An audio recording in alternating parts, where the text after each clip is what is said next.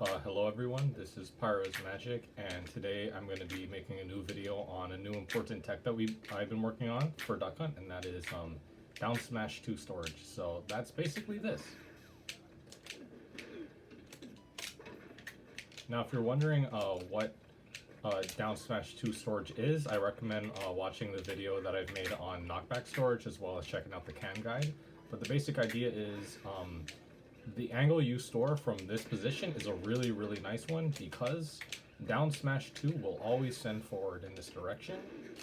But what makes this even nicer about down smash 2 storage is that not only does it send forward from Duck Hunt on a storage angle, but it has a backwards ping to it. So what can end up happening is you can store down smash 2, and let's say you hit this past your opponent.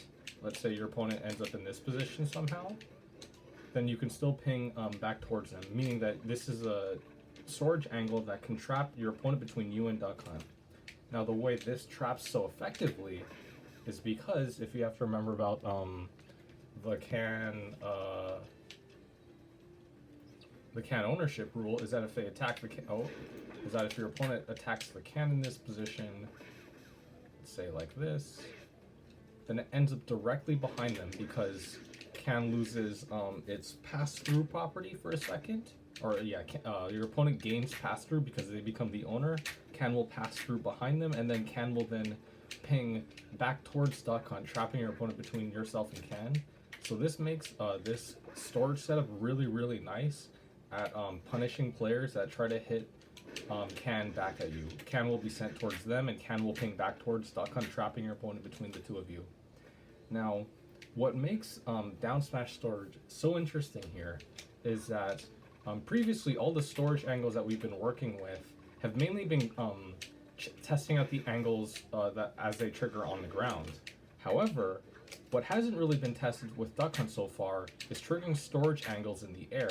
And what makes down smash 2 storage so interesting is that this angle actually changes based on its position in the air. And you see that happens. The reason why can sends at this weird Sakurai angle is because it's supposed to be a semi-spike move. So because it's supposed to be a semi-spike move, it sends at such an interesting angle. Oh, whoops, hold on. So let's do this. And boom, semi-spike. The can will adjust its own trajectory to continue with that semi-spike angle. So if you pop it high, or if you trigger the storage high to the ground, you get that very hard spike to it, like that. And if you send it low to the ground, with like a forward air, it spikes at a lower angle like that. None of Duck Hunt's other air moves have that semi-spike angle. For example, this is Stored Fair.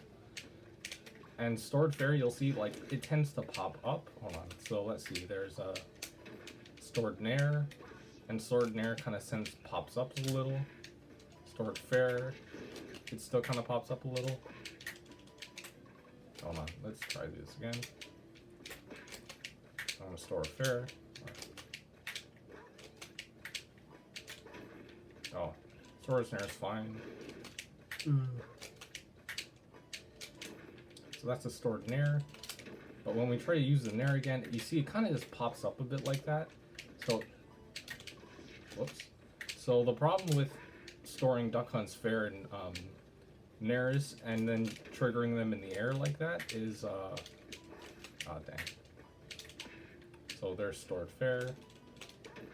The problem with storing moves like Fair and Nair like that is when you see me trigger the angle in the air, the angle continues that kind of arching angle that, you know, Fair likes to send at. So, you know, Fair sends at this arching angle, Nair will send at that arching angle. It's easier to see it when they send in the tumble.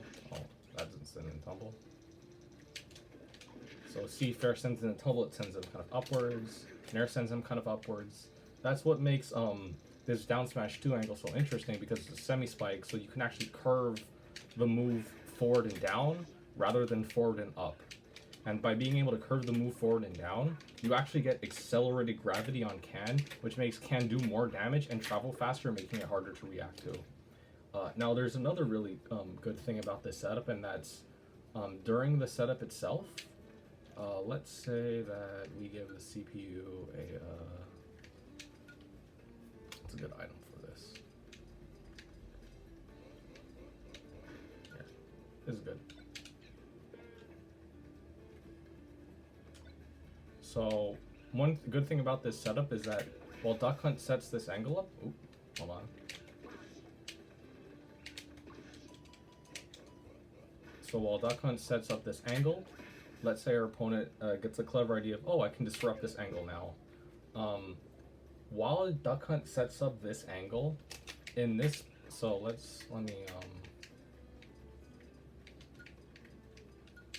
me slow down like this. So once Duck Hunt has gotten this position with down smashing his own can to set up stored knockback, in this position, if the opponent hits the can, let's say with a projectile or a physical attack or a hitbox, but that hitbox doesn't touch Duck Hunt, this angle right here will trigger the stored knockback. So in a way, you basically also set up an anchor can immediately right in front of Duck Hunt without Duck Hunt having to touch his own can, because you're using down smash's hitbox, which doesn't use Duck Hunt's hurt box when it lays over on top of Duck Hunt.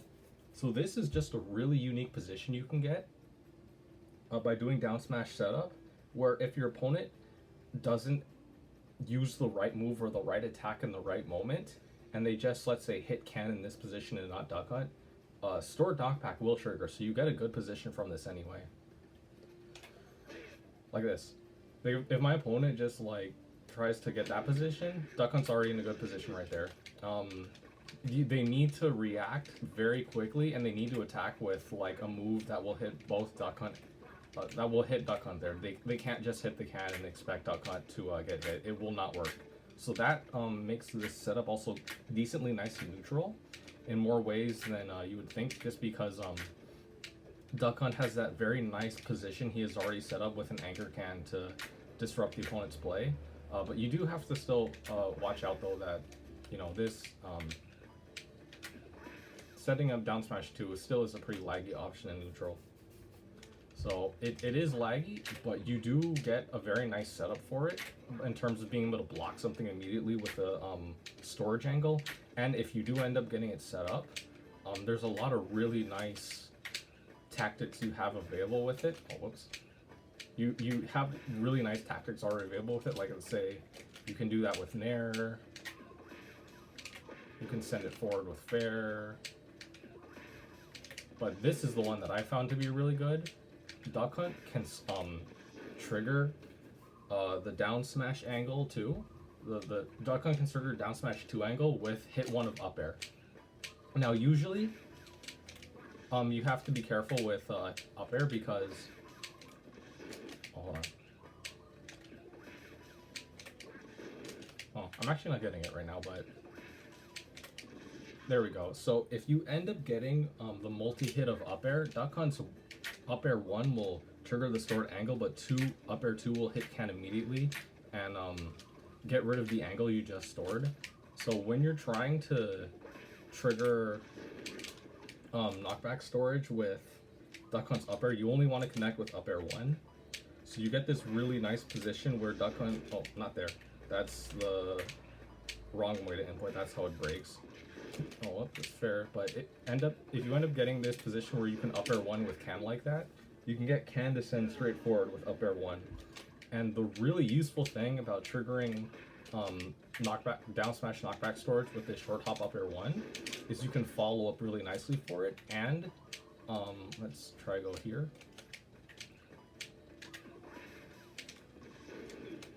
That position that you can get, like incoming with this can right here,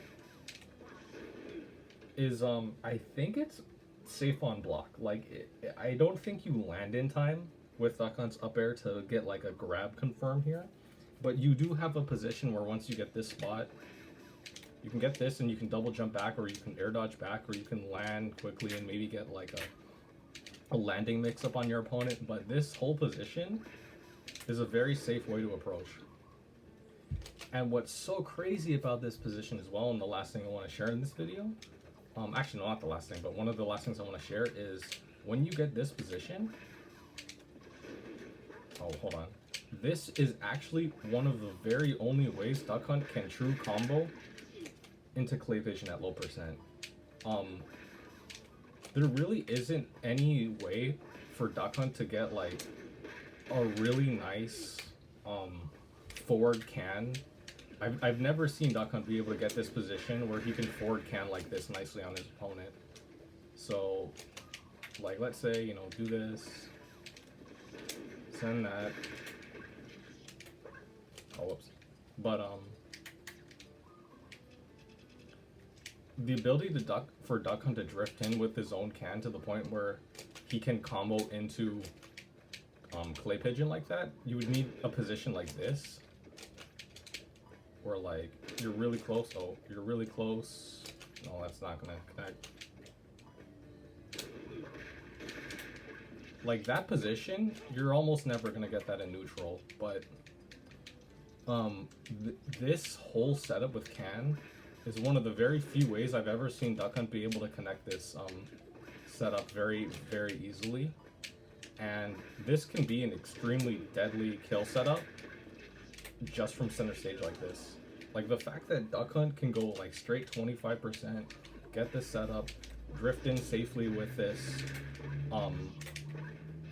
drift in safely with that up air one trigger, hit the opponent, combo Clay Pigeon, combo in a downer, and that was 50% guaranteed just from this very safe incoming approach option in neutral. And that's the really important thing about this. This whole position is really safe for Duck Hunt to play in. You know, you don't commit to anything laggy by doing this up air one here. You send can in a really annoying place for the opponent to have to dodge it in. And even if you don't choose to, you know, use this setup of up air one to attack, you can just set up can like this and then just wait around, because you got to remember, you don't have to do anything here, because if your opponent tries to attack you in this position, your opponent will be sending can towards them. Now, the last thing I want to comment on about this position with can is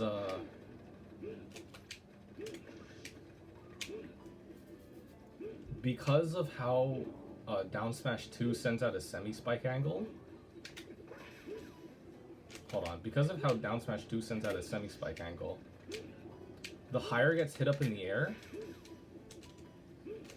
the more interesting, like the more steep of an angle it'll drop off at. So this case, there, the can is being spiked at an angle that really likes to kind of go back at the same angle that it rose at. So can was kind of rising at 45 degrees into the air there, and it liked to be semi-spiked 45 degrees back. So even if the opponent tries to jump up and hit the can, or hits the can in the air with like a projectile, the can will still semi-spike in a really nice angle. And the other thing about these semi-spike angles is they also work off stage. So Duck Hunt can do stuff like that off stage. Oh, whoops. Duck Hunt can send this semi-spike angle off stage. Whoops, hold on. Duck Hunt can send that semi-spike angle off stage. If he gets can really high up from the air, like center stage, you can do that. I've even seen one where it's like I've seen even sharper angles that you can get from there. Whoops. But anyway, there, like you can get some really crazy sharp stuff. Like imagine you hit your opponent all the way across the stage and then you send that at them from all the way across the stage. I've never seen Duck Hunt be able to send these kinds of angles with any other type of move. And the whole way I found this setup was I accidentally was messing around with maybe stored knockback setups that you could send off stage, and I randomly found this one time. Oh, hold on. I randomly found like that kind of angle off stage, and then the more I was testing with it, I found just even wackier and wackier stuff. So I definitely would say experiment with this move, test this move. It's definitely the best neutral move I've seen Duck Hunt be able to store with, in terms of what options it gives you, what things you can do available with it. This move, I would say honestly, is probably the most impactful thing for Duck Hunt's meta since Shield Can. You get such insane options and setups with this one move that I would say that it probably is the most meta-defining part about Duck Hunt's stored knockback setups. The reason why it took so long to find this, despite Duck Hunt players knowing about stored knockback for a long time, is this really applies a lot of different Duck Hunt rules at one time, like ping, carryover storage, aerial, knockback storage, triggering, pass-through properties, stored knockback, stored knockback is so like stored knockback, or ping count can acceleration. Like there's a lot, and also just understanding of semi-spike angles and smash. This is a lot of different properties working together at the same time, but very fortunately for Duck Hunt, these properties are working together in a way that benefits the character, rather than 90% of the time where weird stuff like this found for Duck Hunt ends up being detrimental to his play. This is one of the few times where it's actually very good for him. So I would say experiment with this, you know, test it, understand it better, because even something like the up air stored one that I'm using today was I found last night. When I found this the other night, I was originally triggering this angle just with fair, but there's so much more that this is capable of doing, as long as Duck Hunt players can get more creative with it. So experiment with it, learn it, test it. I would say this is really important to learn.